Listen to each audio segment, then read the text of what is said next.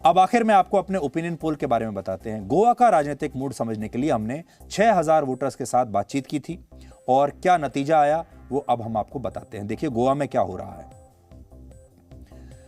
गोवा में इस समय ओपिनियन पोल के हिसाब से देखिए बीजेपी को 15 से 19 सीटें मिल रही हैं, कांग्रेस को 14 से 18, आम आदमी पार्टी को 0 से 2, एमजीपी को 2 से 5, जीएफपी को 1 से 2 और अन्य दलों को 0 से 1 सीट मिल रही हैं। यानी हमारे सर्वे में यह समझ में आ रहा है कि बीजेपी और कांग्रेस सबसे बड़े दल के तौर पर उभरेंगे और लगभग दोनों की जो सीटें हैं वो लगभग बराबरी पर ही हैं।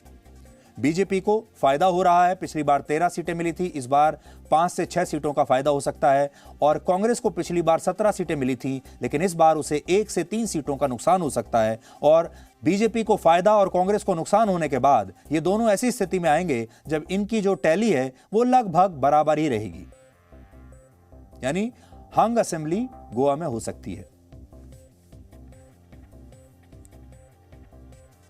अब मणिपुर की बात देख लीजिए।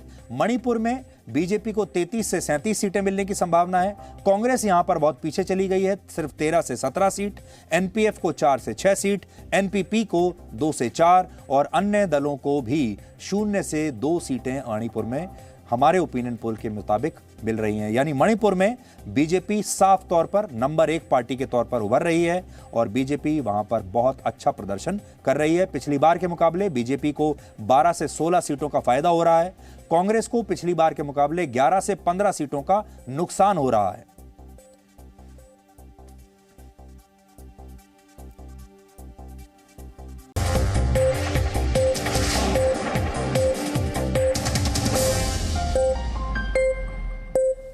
Presenting B News app, available on Google Play and App Store. Download it now.